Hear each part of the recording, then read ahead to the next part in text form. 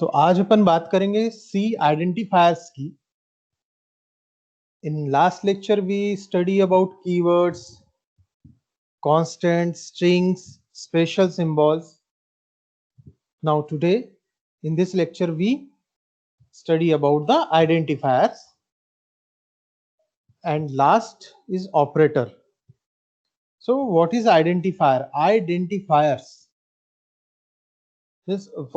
just give some objects with a specific name, then that name is identifier. This is the general definition, but identifiers have some different meanings. So what are the different meanings? What is identifier? We will see.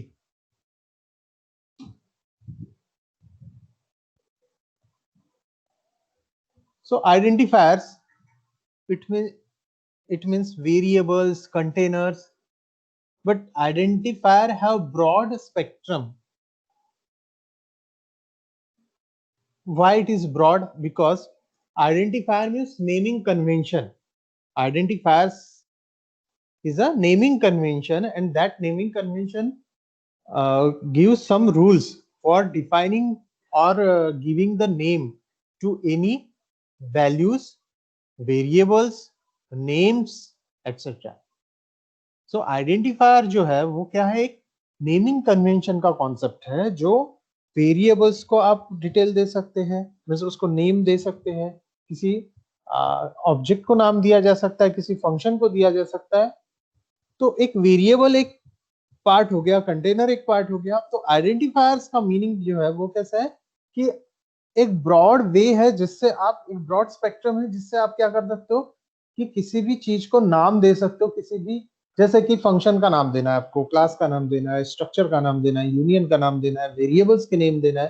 तो इन names जो name दिए जाते हैं, वो name जो है वो identifier कहलाते हैं। So in computer, especially in C language, C programming language, there are 63 characters are used to represent identifier. Among them, 52 alphabetic character, both uppercase and lowercase, 26 plus 26, capital and small letter, that is uppercase, lowercase, and one is underscore character is used. So underscore is also, so 52 plus 1, 53, and total digits are 0 to 9 is 10. So that is total 63 characters are available for defining, for giving the name using identifiers. तो identifiers यानी क्या है? Identify करने के लिए अपने पास ऐसे 63 characters है, जो कैरेक्टर्स का यूज करके आप क्या कर सकते हो? किसी भी चीज को नेम दे सकते हो। So what are the kinds of identifier? Identifiers के टाइप या काइंड कितने हैं? ऐसे टोटल बेसिकली 3 काइंड्स में उसको डिवाइड किया गया है आइडेंटिफायर्स को। एक होते हैं इंटरनल, एक्सटर्नल, और एक इन्वायरमेंटल वेरिएबल होता है। ये थोड़ा सा मैं डीप में जा रहा हूँ। आप स्टार्टिंग का भी अगर देख लिए कि 63 कैरेक्टर्स है, जिसमें 52 अल्फाबेटिक है, 1 अंडरस्कोर है, और 10 आपके 10 डिजिट्स है। इनके कॉम्बिनेशन से आप क्या कर सकते हो? आइडेंटिफायर मीन्स नाम दिया जा सकता है।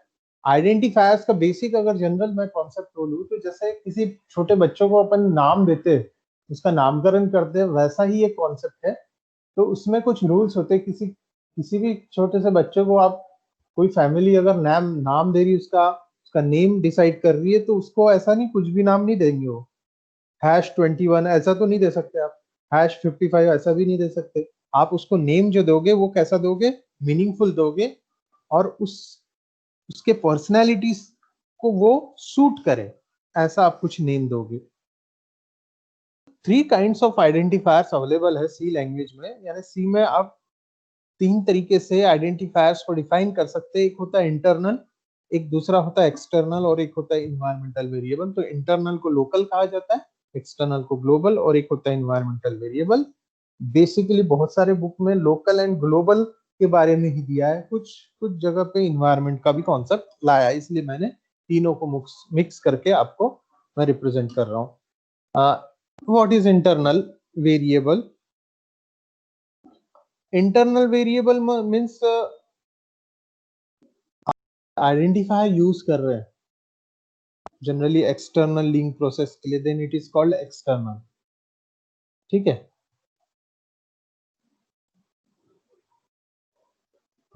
तो अपन बात कर रहे थे एक्सटर्नल आइडेंटिफायर्स की। अगर कोई आइडेंटिफायर, देखो अपनी पूरी कैटेगरी कितनी है टोटल, एक्सटर्नल, इंटरनल और इन्वायरमेंटल। तो एक्सटर्नल आइडेंटिफायर मींस ऐसे आइडेंटिफायर जो एक्सटर्नल लिंक प्रोसेस से यूज किए जाते हो। अगर कोई आइडेंटिफायर एक्सटर्नल लिंक प्रोसेस के लिए यूज हो रहा है तो उसे एक्सटर्नल कहा जाता है,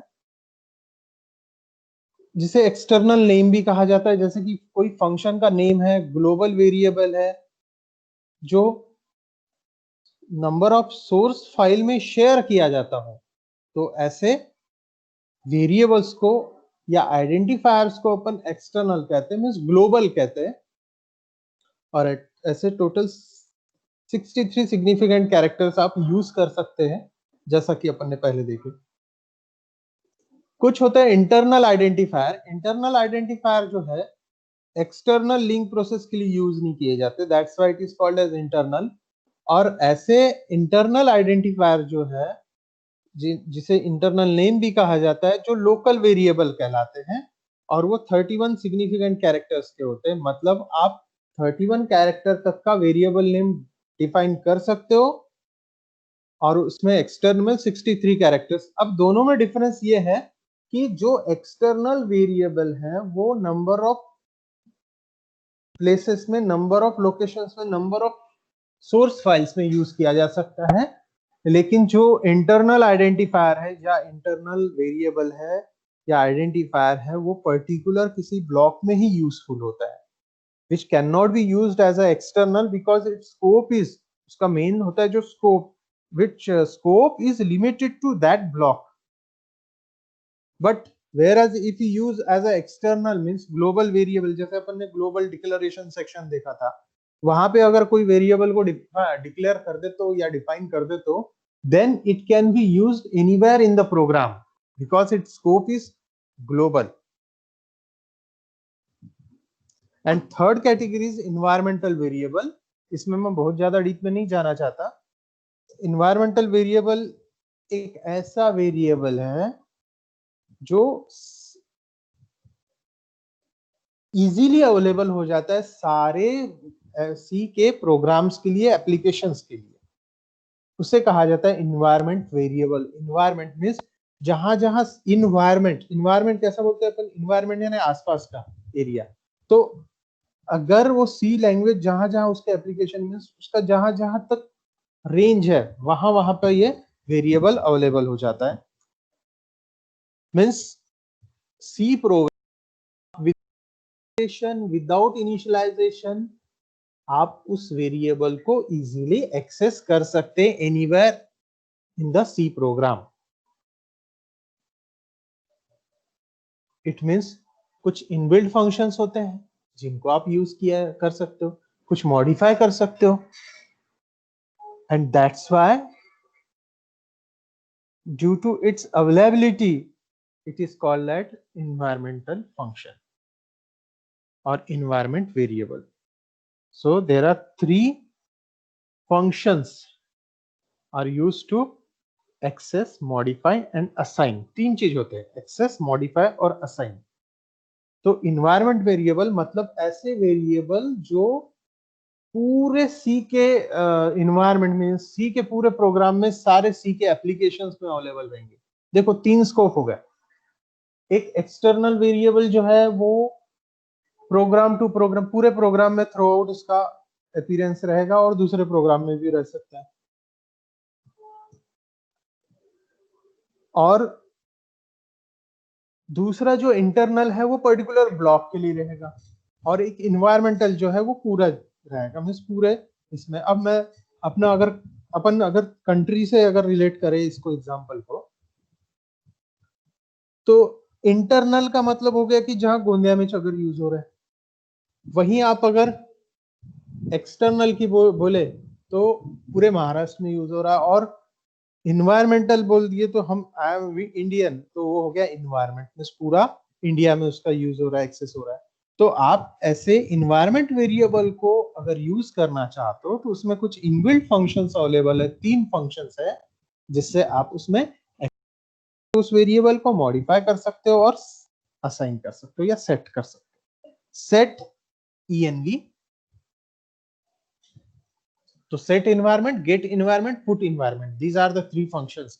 So set env, that is set environment function, is used to get the current value of environment variable. अगर आपको किसी environment variable की values लेना है current वाली तो set environment कर लो, अगर उसको modify करवाना है तो get environment कर लो, और अगर उसमें आपको functions को modify करके उसकी वैल्यूज में चेंज करना है तो लगभग गेट और पुट जो है नियर अबाउट सेम रहेंगे, तो उसे पुट इन्वायरमेंट आप यूज कर सकते हो। तो आपको सिंपली इतना ध्यान में रखना है कि इन्वायरमेंट वेरिएबल्स जो यूज होते हैं सी लैंग्वेज में वो इजीली एक्सेस किए जा सकते anywhere in a C program without declaring and initialising, यानी डिक्लेरेशन की जरूरत नहीं है, इनिशियलाइजेशन की जरूरत नहीं है आपको।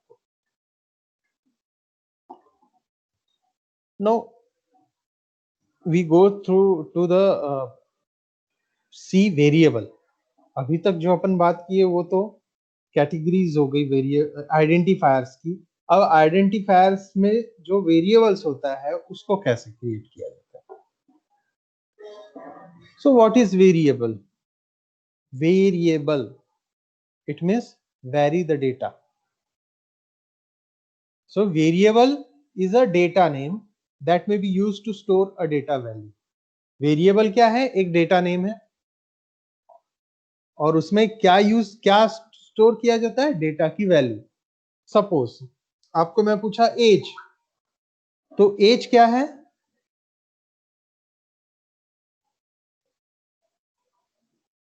एज क्या है?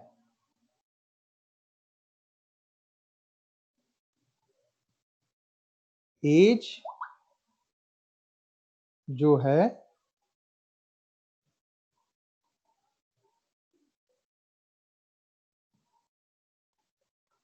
एक मिनट, जस्ट मिनट। हाँ, अपन बात कर रहे थे एज की, तो एज क्या है? एज, जैसे कि मैं आपको पूछता हूं कि व्हाट इज योर एज,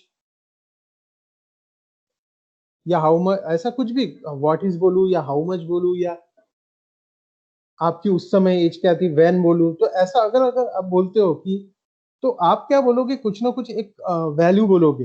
तो एज इक्वल्स टू 20, अगर मैं बोला एज, या नॉर्मली क्वेश्चन अगर मैं पूछूं आपकी एज कितनी है, आपने कहा 20, तो एज की वैल्यू कितनी होगी? 20। तो एज और 20, तो एज है 20, ठीक है। बट वेरिएबल के पॉइंट ऑफ व्यू एज जो है वो हो गया डेटा नेम, और जो वैल्यू है वो हो गया डेटा वैल्यू। मतलब क्या हुआ कि आप एज को डेटा नेम बोलोगे और उसकी जो 20 है, जो 20 उसको क्या बोलोगे? वैल्यू बोलोगे, data value. This is called variable. Again I repeat, आपको बहुत अच्छे से ध्यान में रखना है कि किसी भी वैल्यू को जब आप कुछ नाम देते हो तो वो नाम डेटा नेम कहलाता है, और अगर उसको आप जो भी उसमें वैल्यू स्टोर करके रखते हो तो वो कहलाता है data value. So age equals to 20, तो age is data name and 20 is value.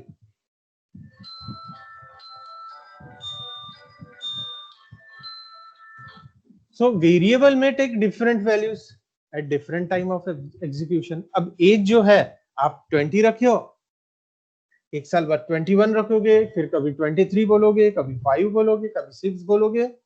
It means data value क्या होते जाएगी? हर समय वैरी होते जाएगी। कब वैरी होते जाएगी?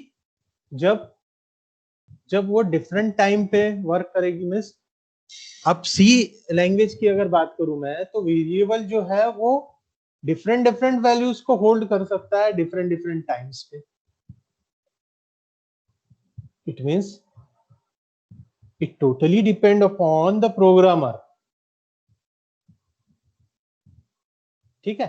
प्रोग्रामर पे वो पूरा डिपेंड करेगा कि वो कौन सी वैल्यू रखना चाहता है।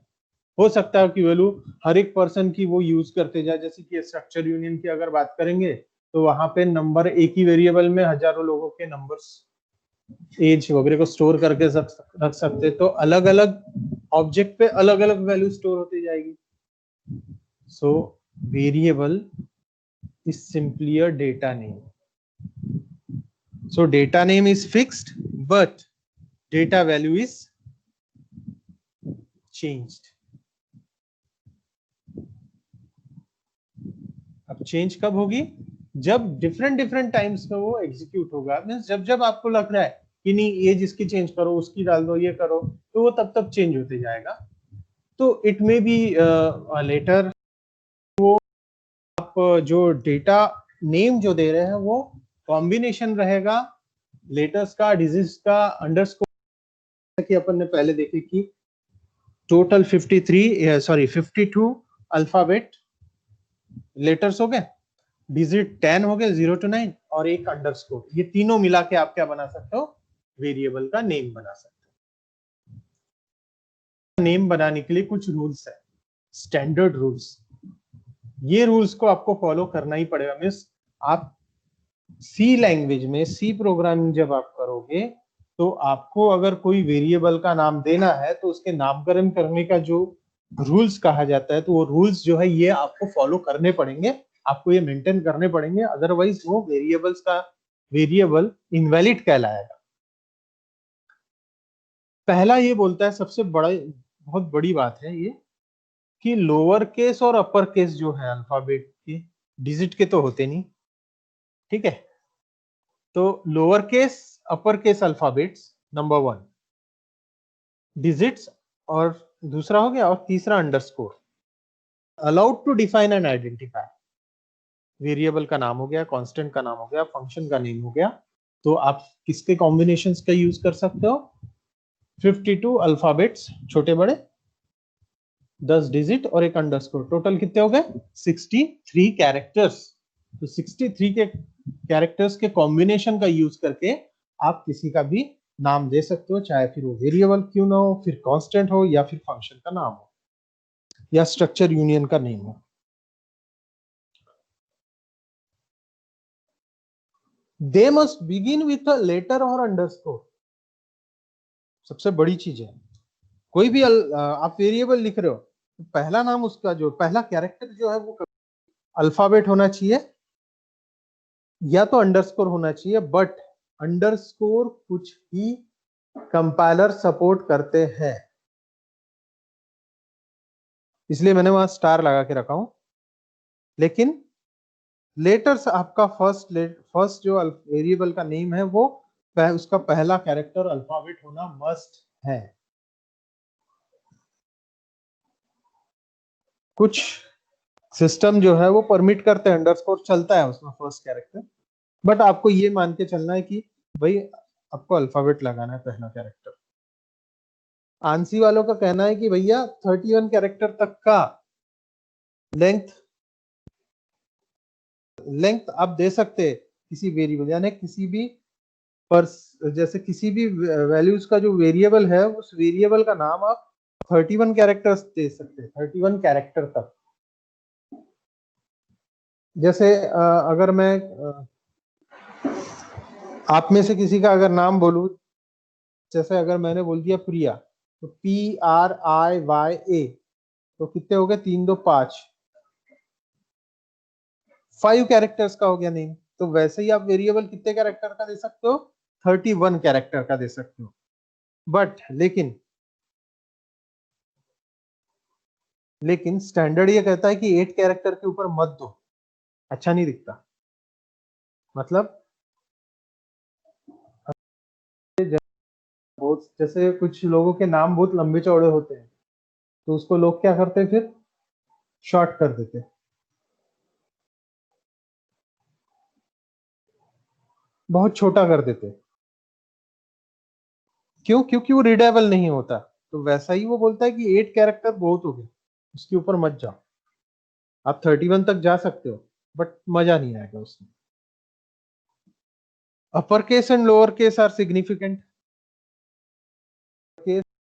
में जो भी आप वेरिएबल देते हो दोनों सिग्निफिकेंट है भैया, अलग अलग है। आप बोलोगे कि एक नाम तो एक ही है, नहीं, वो दोनों को वो अलग ट्रीट करेगा, because C is case sensitive language. अच्छा, वेरिएबल नेम कीवर्ड्स नहीं होने चाहिए, क्योंकि कीवर्ड तो अपन ने देखा है कि वो तो रिजर्व वर्ड है। वेरिएबल में व्हाइट स्पेस और कोई स्पेशल कैरेक्टर, सिर्फ अंडरस्कोर छोड़ के बाकी कोई स्पेशल कैरेक्टर अलाउड नहीं है। यानी 63 कैरेक्टर जो अपन ने लिए हैं, वो 63 के अलावा बाकी कोई भी आप कैरेक्टर यूज नहीं कर सकते, कोई भी व्हाइट स्पेस आप यूज नहीं कर सकते। एक लास्ट है, ये रूल नहीं है बट स्टैंडर्ड ये कहता है, identifier must be meaningful and descriptive. बहुत इंपॉर्टेंट पॉइंट है, हालांकि ये रूल्स नहीं है बट इसके मायने बहुत है, इसका इंपॉर्टेंस बहुत ज्यादा है। कैसा कि identifiers must be meaningful and descriptive. It means आप किसी का नाम दे रहे हो तो नाम उसके पर्सनालिटी से, उसके वर्किंग से मैच होना चाहिए। जैसे कि कोई स्टूडेंट है, वो मेल है, और उसको मैं अगर नाम अगर कोई गर्ल्स का दे दूं तो वो मैच, वो अच्छा लगेगा क्या? नहीं। जैसे मैं अगर बोला कोमल अग्रवाल, अब कोमल अग्रवाल अगर ये मैं नाम बोलता हूँ तो वो आप थोड़ा सा कंफ्यूज हो जाओगे कि ये नेम गर्ल्स का है कि बॉयज है, क्योंकि कोमल लड़कियों का भी नाम रहता है और लड़की का भी नाम रहता है। अब कैसा? तो ये कैसा होगा कि वो मीनिंगफुल नहीं हुआ ना, डिस्क्रिप्टिव नहीं है, वो एक्चुअली डिस्क्रिप्टिव नहीं है। कुछ भी आपने नेम दे दिए, अब किसी पर्सन का आपने नेम 226 दे दिया, 226, 226 मीनिंगफुल है क्या? नहीं है। तो जब भी आप कोई वेरिएबल के नेम देते हो तो वो, जैसे आप एडिशन का यूज कर रहे हो, एडिशन के लिए दो नंबर का ऐड कर रहे हो, तो उसके लिए वेरिएबल नेम क्या दोगे आप? x is equal to A plus B. आप अगर x की जगह sum equals to A plus B अगर देते हो तो ज्यादा अच्छा है, ज्यादा मीनिंगफुल लगता है। या ऐड इक्वल्स टू, या टोटल इक्वल्स टू, ऐसा अगर देते हो तो कुछ वो लगता है कि नहीं, ये किस चीज का हो सकता है वेरिएबल। तो आइडेंटिफिएबल होना चाहिए और डिस्क्रिप्टिव होना चाहिए। प्लस जो वेरिएबल नेम आप चूज कर रहे हो वो वेरिएबल के नेम से ही उसका पूरा डिस्क्रिप्शन निकल जाना चाहिए, अलग से आपको कमेंट वमेंट लगाने की जरूरत नहीं पड़ना चाहिए। So these are the rules. The first rule is combination of lowercase uppercase alphabet, this combination of alphabets digit underscore, तीन चलेंगे यानी 63 characters. Variable must begin with alphabet but some system permit underscore. ANSI recognize length of 31 character but not more than 8 characters. Uppercase lowercase are significant. Variable name should not be keyword, keyword का आप use नहीं करोगे। White spaces, special character not allowed. Identifier जो होते हैं या variable के जो नाम दिए जाते हैं वो मीनिंगफुल और डिस्क्रिप्टिव होना चाहिए। दीज आर द रूल्स, और ये रूल्स को फॉलो करने के बाद ही आप एक सक्सेसफुल वेरिएबल का नेम दे सकते हो। देखो एग्जांपल, पहला है जॉन, चल जाएगा, क्यों? क्योंकि वैलिड है। वैल्यू टीओटी अंडरस्कोर अमाउंट, तो आप इसको क्या पढ़ोगे, जिसमें टोटल अमाउंट ना लिखते टीओटी अंडरस्कोर अमाउंट, तो कैसा हो गया कि ये आइडेंटिफायर, आइडेंटिफिएबल भी है और डिस्क्रिप्टिव भी नेचर का है। A1 लिखा मैंने, तो ये सब वैलिड एग्जांपल्स है। लेकिन इनवैलिड, जैसे कि A1868, the first letter should भी क्या होना चाहिए? रीजन क्या है इसकी? पहली बात तो 868 चल जाता, लेकिन वन स्टार्टिंग में आपने क्या लगा दी? 1 लगा दी, तो ये रूल्स को फॉलो नहीं कर पा रहा है। दूसरा एग्जांपल है कि एरिया, एरिया तो चल जाता बट आपने उसको ब्रैकेट लगा दिए, इसमें स्पेशल कैरेक्टर की बात आ गई तो वो भी नहीं चलेगा। फिर उसके बाद आपने 27th लगा दिए, must begin with alphabet, alphabet है तो अल्फाबेट से स्टार्ट नहीं हुआ है। फिर आपने 4 परसेंटेज लगा दिए, स्पेशल कैरेक्टर अलाउ नहीं होता, तो ये सारे इनवैलिड एग्जांपल्स है। ये वैलिड वेरिएबल नेम नहीं हो सकते। वैलिड वेरिएबल नेम जो ऊपर में दिया हुआ है, तो it is a combination of 52 letters, 10 digits and 1 underscore, that is total is 63। अब वेरिएबल डिक्लेयर कैसे कैसे करते हैं, आइडेंटिफायर होने के बाद अब मैं थोड़ा सा जंप करता हूँ वेरिएबल्स में। So what is variable? Variable is a container. So variable name is data name. Variable में डेटा नेम होता है और एक डेटा वैल्यू होता है। तो उसका सिंटैक्स क्या है? कोई भी एक डेटा टाइप। अब डेटा टाइप क्या होता है ये बात के लेक्चर में देखेंगे अपन। आप वेरिएबल डिक्लेयर कर सकते हो। देखो सी लैंग्वेज में या किसी भी प्रोग्रामिंग लैंग्वेज में तीन चीज मेन होती है: डिक्लेरेशन, डेफिनेशन, इनिशियलाइजेशन। यहाँ पे अभी सिर्फ डिक्लेरेशन कर रहे हैं। जैसे कि इंट काउंट, तो इंट हो गया डेटा टाइप और काउंट हो गया वेरिएबल का नाम। डबल, रेशो कॉमा टोटल, तो डबल ये हो गया उसका डेटा टाइप, रेशो और टोटल ये दो हो गया वेरिएबल के नाम। और आप एक और कॉन्सेप्ट यूज कर सकते वेरिएबल डिक्लेरेशन में, आप खुद के भी यूजर डिफाइंड टाइप डिक्लेयर कर सकते हो। यानी सी प्रोग्रामिंग लैंग्वेज आपको अलाउ करता है टू डिफाइन एन आइडेंटिफायर।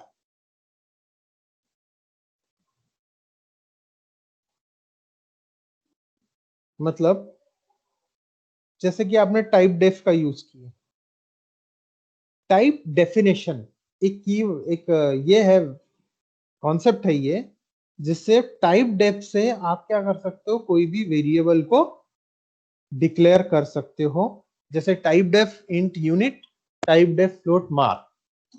तो टाइप डेफ जो वैल्यूज है, टाइप डेफिनेशन, तो टाइप डेफ का अपन अभी सिर्फ आप इतना ध्यान में रखो कि वेरिएबल जब डिक्लेयर किया जाता है तो एक नॉर्मल वेरिएबल डिक्लेयर भी किया जाता है और टाइप डेफिनेशन भी किया जाता है। तो टाइप डेफ क्या है कि यूजर डिफाइंड है, और जो नॉर्मल है जो डिक्लेयर करते हैं वेरिएबल, वो जैसे कि आप कोई इंटीजर ले लो, डबल ले लो, इसका यूज करके आप कर सकते हो। तो यूज अभी टाइप डेफ में अपन डीप में नहीं जा रहे, क्योंकि जब उसका यूज होगा टाइप डेफिनेशन का तब उसमें डिटेल देखेंगे कैसे यूज किया जाता है। अभी सिर्फ आपको ये याद रखना है कि वेरिएबल जब डिक्लेयर किया जाता है तो वो टाइप डेफ भी हो सकता है या फिर इनबिल्ट भी हो सकता है। यानी यूजर डिफाइंड और एक नॉर्मल जो है, जो सबसे ज्यादा यूज होने वाला है वो डिक्लेरेशन ऑफ वेरिएबल, यानी डेटा टाइप का यूज करके आप खुद का भी डेटा टाइप बना के यानी टाइप डेफिनेशन करके वेरिएबल डिक्लेयर कर सकते हो। अब आपने जैसे वेरिएबल डिक्लेयर कर दिया, उसको असाइन कैसे करोगे वैल्यू? डिक्लेरेशन हुआ, अब डेफिनेशन की बात करते हैं, डेफिनेशन और इनिशियलाइजेशन की। तो उसका जनरल सिंटैक्स है कि वेरिएबल का नाम इक्वल टू कोई भी वैल्यू या कांस्टेंट। तो जैसे कि int a equals to 20, balance equals to 70.84, yes equals to single quote में x। अच्छा, आप एक साथ भी क्या कर सकते हो, एक लाइन में ये तीनों को दे सकते हो, यानी int a equals to 20 semicolon, बस बशर्ते कि आपको सेमीकोलन हर समय लगाते रहना पड़ेगा। जैसे कि initial value equals to 0 semicolon, final value equals to 100 semicolon. दो लाइन मतलब ना लिखते हैं, आप एक लाइन में भी लिख सकते हो, because C is free from space language.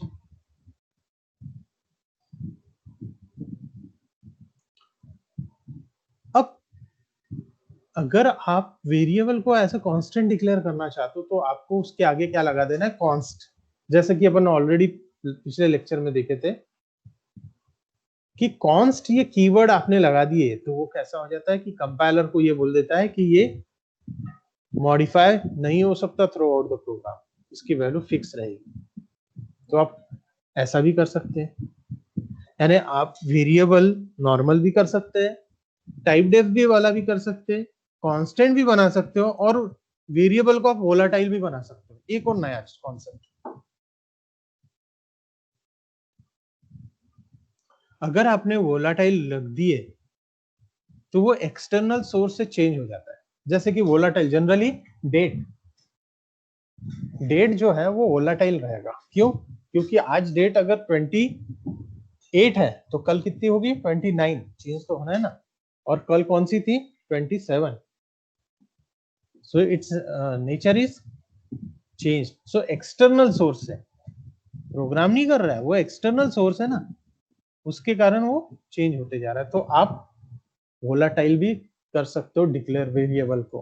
कौन कौन से तरीके हो गए वेरिएबल का डिक्लेरेशन? अगर मैं बात करूं तो एक नॉर्मल जो अपन करते हैं जो सबसे ज्यादा यूज होगा, आप टाइप डेफ कर सकते हैं, आप कांस्टेंट कर सकते हैं, और आप वोलाटाइल भी कर सकते हैं उसको। तो ये है वेरिएबल। तो इसमें सबसे इंपॉर्टेंट है रूल्स फॉर डिफाइनिंग वेरिएबल्स। और एक डिफरेंस अगर देख लेते हैं अपन, तो फिर आप बोलोगे कि कीवर्ड और आइडेंटिफायर्स में क्या डिफरेंस है। अपन ने कीवर्ड के बारे में तो जान लिए कि एक्सटर्नल इंटरनल कीवर्ड्स होते हैं, लेकिन आइडेंटिफायर्स और कीवर्ड्स में डिफरेंस क्या है? देखो, कीवर्ड्स जो है वो रिजर्व वर्ड है, pre defined word. Identifier user defined है, आप अपने हिसाब से उसको यूज कर सकते हो।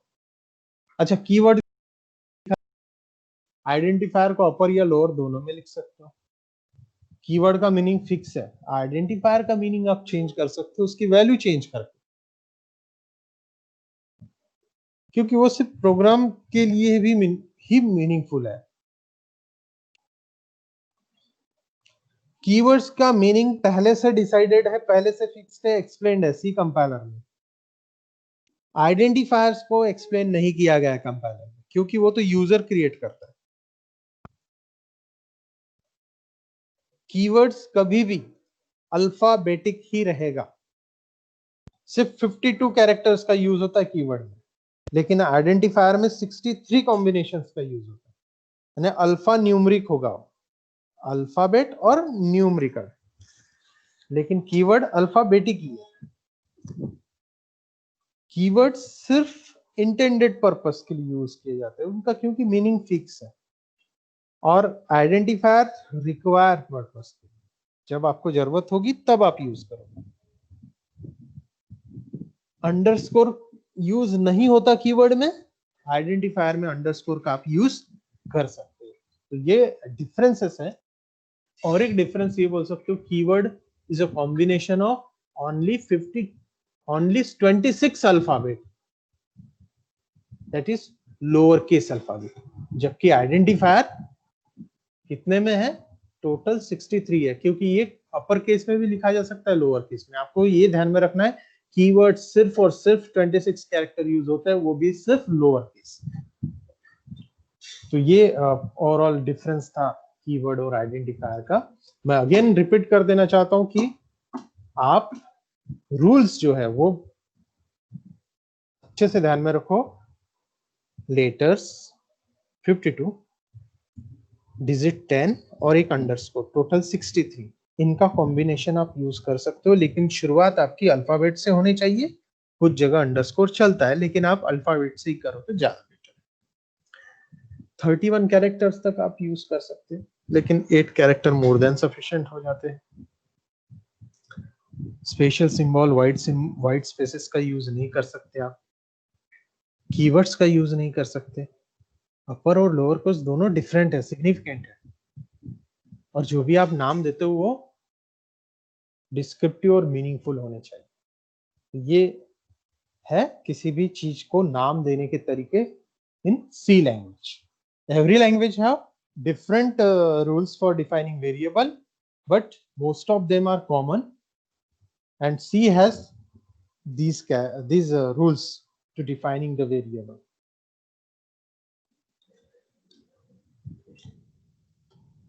तो ये पूरा ओवरऑल था सी आइडेंटिफायर्स के बारे में।